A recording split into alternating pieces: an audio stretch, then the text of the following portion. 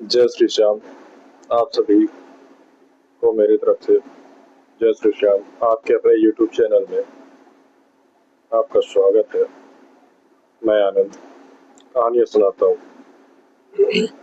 आज की कहानी बाबा खाटू श्याम के एक ऐसे भक्त की है जो पहले तो ये भक्ति नहीं कर रहा होता है, पर धीरे धीरे उनका भक्ति करना चालू होता है और उन पर बहुत घनिष्ठ विश्वास भी बनता जाता है। ये कहानी विनय की है। आज से 25-30 साल पुरानी कहानी होगी, जब मोबाइल का मार्केट शुरू हुआ होगा, तब की कहानी यही है। इनका कहना है या इनका बताना है कि ये शुरू में जब दुकान चालू किए थे, किराए की दुकान ली है, ये शुरू में पढ़ाई वगैरह की है और जॉब करने का प्रयास किया। जॉब वगैरह में इनको सफलताएं नहीं मिल पाई, तो इनके पिताजी सोचे जब जॉब में सफलता नहीं मिल पा रही है तो क्यों ना अपने बच्चे को कोई दुकान खुलवा देता हूँ मैं। तो इनके पिताजी रामनगर बनारस में एक छोटी सी किराए की दुकान देख करके खुलवा देते हैं और विनय की भी इच्छा होती है कि एक दुकान खुल जाए जिससे वो व्यापार करेगा। तो मोबाइल की दुकान खुलती है। मोबाइल की दुकान खुलने के बाद कुछ समय बाद, 2-3 दिन बाद, देखता है कि जो मोबाइल की दुकानें हैं वो लोग 1-2 लड़के 3 लड़के रखे हुए हैं अपनी ज़रूरत के हिसाब से। तो ये सोचता है क्यों ना मैं भी रख लूँ 1-2 लड़कों को, मेरी मदद होगी। हालांकि इसको व्यापार करने का आइडिया नहीं होता है, जिसकी वजह से ये परेशान काफ़ी होता है। तो एक लड़का आता है वहाँ पे, राजस्थान का था। अपना नाम बताता है, मेरा नाम ये है, नौकरी की तलाश में हूँ मैं। पूछा क्या काम कर लेते हो तुम, तो ये बताता है कि मेरे से रिपेयरिंग का काम आता है, रिपेयरिंग काम मैं कर लेता हूँ अच्छे से। तो ये विनस कहा चलो अच्छी बात है, मोबाइल की बिक्री के साथ साथ मोबाइल की रिपेयरिंग भी होगी, एक अलग कमाई और एक पहचान का मौका मिलेगा। तो उसको रख लेता है। अपने पिताजी को फोन लगा के बताता है, पिताजी मैंने एक लड़का रख लिया है जो रिपेयरिंग का काम करता है। उसके पिताजी कहते हैं 2 से 3 दिन बेटा दुकान खुले हुआ नहीं है और तुम इतना जल्दी लड़के को रख लिए, दूसरों को रोजगार दे रहे हो, खुद का खर्चा तो निकल नहीं रहा और दूसरे को क्या वेतन दोगे, और किस वेतन में रखे हो। बताया कि मोबाइल रिपेयरिंग करेगा, उसी में से जो बचेगा तो वो लेगा। चलो ठीक है, हो गया, कोई बात नहीं।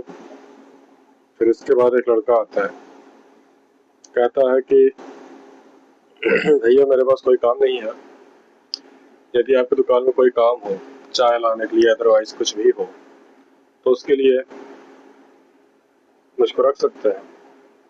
तो बोले ठीक है, चाय की जरूरत तो पड़ती ही है, चाय ले आ दिया करेगा और साफ सफाई कर लेगा। न जान न पहचान, रख लिया ऐसे ही।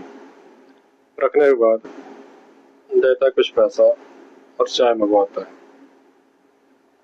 तो चाय मंगवाने चाय के बहाने वो निकल जाता है लड़का। अपने पापा को फोन लगा के बताता है कि पापा एक लड़के को फिर रखा था मैं, चाय लेने के लिए गया, वापस ही नहीं आया। तो उसके पापा कहते हैं कि एक तो वैसे ही गरीबी में अटक ही रहा है, तुम और भी ज्यादा पैसा डुबा रहे हो, कहाँ गया वो लड़का पता करो। हर एक खबर हर एक मूवमेंट की जानकारी अपने घर में अपने पिताजी को देता है। फिर इसके बाद फोन रखता है, वो लड़का नहीं आता है तो फिर जाता है ढूंढने, नहीं मिला, निराश होकर बैठता है। इसके बाद कुछ लोग आते हैं अपना मोबाइल रिपेयर करवाने के लिए। अब इसको तो कोई आइडिया था नहीं कि कितने में मोबाइल उसका रिपेयर होगा। जो रिपेयरिंग वाला बंदा था उससे इशारा किया, क्या काम हो जाएगा, बन जाएगा? तो कहता है जी हुजूर, बन जाएगा। तो बोला, वो लोग बोलते हैं कि कितना टाइम लगेगा? तो ये बताता है मानो 1 घंटे लग जाएंगे। क्या ठीक है, 1 घंटे में आता हूँ। और पैसा पूछा गया तो उस टाइम पे जैसे 1000 रुपये में दूसरी जगह बन रहा था, तो ये बंदा 300 रुपये में बोल दिया। वो लोग कहे ठीक है। फिर इसके बाद चले गए वो लोग चाय नाश्ता करने, अदरवाइज जो भी रिक्वायरमेंट रही होगी अपने काम के लिए चले गए। 1 घंटे बाद आते हैं, वो मोबाइल बना हुआ मिल जाता है। इसके बाद अच्छा, तो जो वो लड़का आया था उस टाइम जॉब मांगने के लिए, जो रिपेयरिंग का काम कर रहा है, दीपू, तो खाटू श्याम बाबा का परम भक्त है। जैसे वो आता है नौकरी मिलने के बाद, वो वहाँ पे दीवार पे बाबा श्याम की फोटो लगाता है और उनकी पूजा करता है। ये पूछता है कि ये कौन है? बताता है कि बाबा खाटू श्याम जी हैं, मैं इनको मानता हूँ, ये सेठों के सेठ हैं। अच्छा ठीक है, ठीक है, अच्छी बातें करो, भक्ति करनी चाहिए। इसके बाद कुछ लोग आते हैं, कहते हैं कि मेरा एक ये मोबाइल है, इसको बेचना है, कैमरा वगैरह सब है इसमें। तो वो बोलता है कि काफी महंगा लग रहा है यार मोबाइल ये तो। कहते हैं हाँ, ये महंगा मोबाइल है। ये बताया कि इतने क्या पाया हूँ, मैं ले आया हूँ, खरीदा हूँ, इसके बदले में मुझे दूसरा मोबाइल चाहिए। बोलता है कि मेरे पास कैमरा वाला तो मोबाइल नहीं है, कीपैड मोबाइल है। कहा ठीक है, दे दो। उस मोबाइल के बदले 2 मोबाइल लेके जाते हैं ये लोग। और जैसे वो मोबाइल लेके जाता है, कुछ समय बाद कुछ लोग आके इस लड़के को, विनय को, दुकान से पकड़कर बाहर निकाल कर ले आके कॉलर पकड़ के मारने लगते हैं। वहां जा बोलते हैं ये चोरी का मोबाइल है जो तुमने खरीदा है, तो मेरा मोबाइल है, चोरी का मोबाइल है। और पुलिस वाले भी रहते हैं, पुलिस वाले पकड़ के लेके जाते हैं थाने। तो ये जो दीपू होता है, तो अपने सेठ के, विनय के घर जाके अपने जो उसके मालिक हैं उनके फादर से बताता है, विनय के फादर से बताता है कि ऐसी ऐसी घटना हुई है, चलिए थाने में इसका निराकरण करवाइए। तो फिर वो लोग तैयारी बनाने लगते हैं। और ये जो है दीपू, तो बोलता है यहाँ पे खाटू श्याम बाबा का मंदिर कहाँ पे है? वो कहते हैं कि यहाँ पे तो नहीं है बेटा, जाओ तुम अपने घर में भक्ति करो। कहता है कि ठीक है, मैं जाता हूँ। और फिर यहाँ से काफी लोग तैयार हो जाते हैं। ये जाता है, मंदिर नहीं मिलती है, घर में बाबा खाटू श्याम जी की प्रतिमा लगी हुई होती है। उसको देखता है, देख करके हाथ जोड़ के बोलता है, बाबा श्याम, आप जानते हैं तो मेरे सेठ जो है वो गलत नहीं किए हैं, वो गलत केसों फंसा रहे हैं। तो मेरा विश्वास है कि आप उन्हें किसी भी तरह से मेरे वहां पहुंचने से पहले या परिवार के पहुंचने के पहले उनको छुड़वा दो। अर्जी लगा के वो चला जाता दुकान के पास, देखता है जो लोग उसे पकड़ के ले गए होते हैं विनय को छोड़ देते हैं और उसके बाद उससे माफी मांगते हैं। बाद में पता चलता है कि ये सब जो भी किया कराया था, तो वहाँ के अड़ोस पड़ोस के जो दुकानदार थे वो लोग सब मिलकर के ये सब किए कराए थे, जिससे कि ये व्यापार ना कर सके। फिर इसके बाद जो लोग करवाए थे उनके दुकान से खुद कुछ मोबाइल बरामद होते हैं और इसके बाद पुलिस वाले इसको छोड़ देते हैं और माफी वगैरह मांगते हैं जो जैसा हुआ। इसके बाद से ये बोलता है विनय बोलता है ये जिनसे तुम अर्जी लगाते हो बार बार छिप छिप करके, तो इससे अच्छा यहाँ पे एक अच्छी सी प्रतिमा ले आके बाबा श्याम की, खाटू श्याम बाबा की एक मंदिर बना लो। बोलते ठीक हो जो। दूसरे दिन दीपू एक बहुत प्यारी सी प्रतिमा ले आके यहाँ पे लगाता है और पूजा पाठ करने लगता है।